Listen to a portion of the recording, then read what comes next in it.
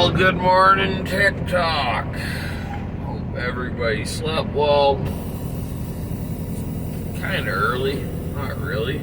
Work time. 8 a.m. Pacific time, or whatever the hell they call it now. West Coast time. So this is the famous highway. I'm coming out of the brake check that I don't think anybody knows how to say its name. If there's a way to put an audio recording down here and you know how to say it, let me know. It's the one at the top, the Smasher on the Coca-Cola before Great Bear Snow Shed. But this is the road that they constantly call Highway Through Hell. They made a TV show about it with Jamie Davis. I've met Jamie quite a few times. Very nice guy. A lot of people out there that want to say otherwise, and I can tell you from personal experience, he is a very nice guy. Very elegantly spoken, very friendly, very polite, very respectful. Well, that's my experience with Jamie. Moving on. They go on about how dangerous this highway is, all the stuff. And don't get me wrong, this highway will get you if you're dumb. Definitely will. But it is not nearly as dangerous as people make out. It's nowhere even near the most dangerous highway in this area. And to prove this point, it's got the highest speed limit out of any road in Canada. 120 kilometers an hour. 120, that's 75 mile an hour. A lot faster than any other road that we have in Canada. The rest of our roads are 110 or less for big highways.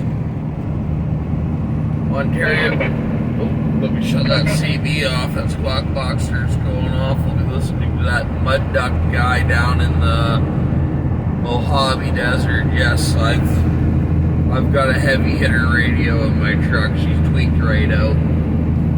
Right the legal limits that I'm allowed to do in Canada. I don't know how that falls within FCC guidelines. I'm probably saying more than I should, but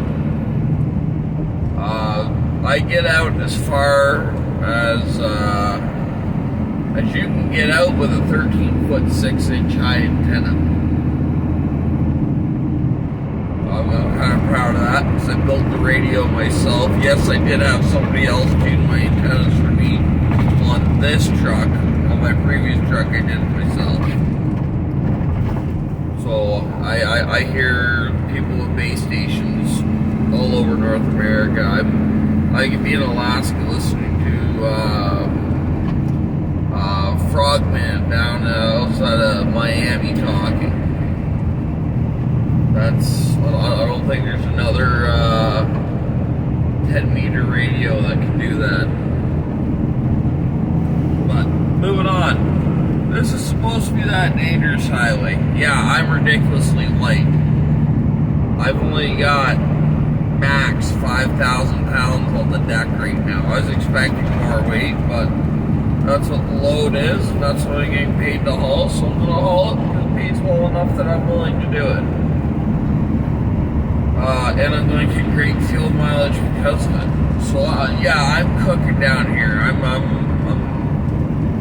moving fairly close to the speed limit. I am taking it a little easy in the curves because of the rain, and not only that, I've never been down this road since buying this truck. I ran this road constantly for many, many years. This is Box Canyon chain up here on my left. That used to be a little tiny little spot. When I had my cab over, I grenaded my engine rolling into that chain up. I was stopping to go to the bathroom. I got a little bit of trouble with the government on that one because, of course, I was young. I was 17 years old, didn't have two nickels to rub together. I rebuilt the engine myself right there in the chain. I didn't have the money to pay somebody else, and I wasn't going to pay for a tow truck. I was having taxi cabs run parts out to me, and I met a guy, and he did a bunch of running for me too. I had a tow truck come out, lift the head off for me, and that was actually the first time I met Jamie. He pulled in there, and I flagged him down, and he actually helped me and didn't even charge me for it. Damn good guy, saving a young man some money. But I rebuilt that old D-Deck 360 series myself right there. No choice. That was a do or die situation, and I did. And you know what? I'd do it again if I was running a generation of motor that I understood well enough to do that with.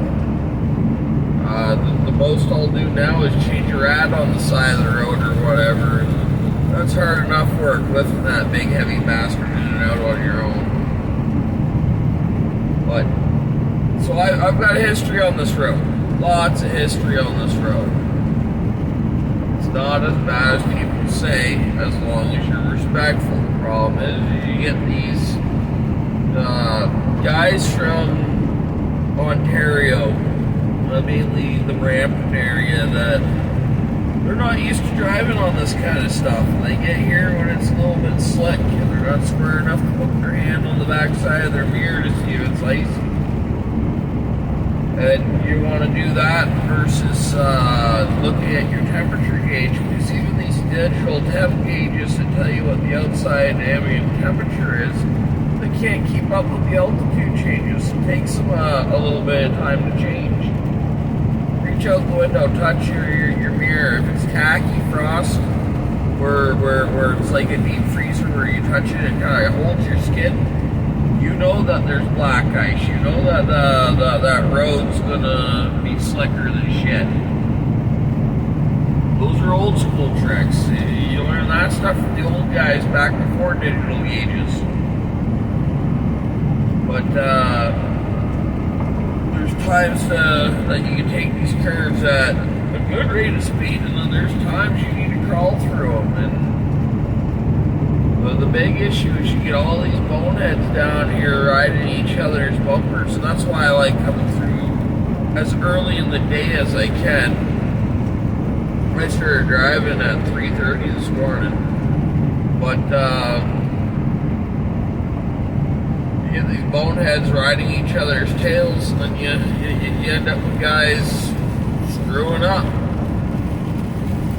I've had some very interesting experiences over the years. They've really changed this road, and like the layout of it's pretty much the same, but they've done things to make it safer. Like when I started running this road, the curves were pretty flat. They added a bit of a berm to them, so you can handle a little bit more speed on the road. Doesn't mean you should in the winter. But I've also gone through Great Bear snow shed where the snow was so thick I couldn't see the end of my hood. And by the time I got down here, it was... Sorry, gasping for my coffee. It was nice and sunny and it felt like summertime. The weather changes rapidly as you get closer to the Fraser Valley. I'm just coming into Hope here pretty soon. I was going to stop and fill my DEF because Canada, you know, the DEF pumps never work at the Petro Pass. Americans like to talk about how they got some grungy, crappy truck stops, and they rightfully do in some places. You guys got a good option with the Flying J and the Loves and the Pilots and the TAs. We have Petropass in Canada. We have Flying J too, just not enough of them. The Petropass,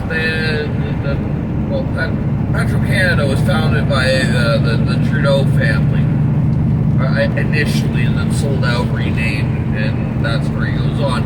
So it is terrible quality, just like the Trudeau family did to our government. I'm running out of time, so I really can't go down that rant. So thank you.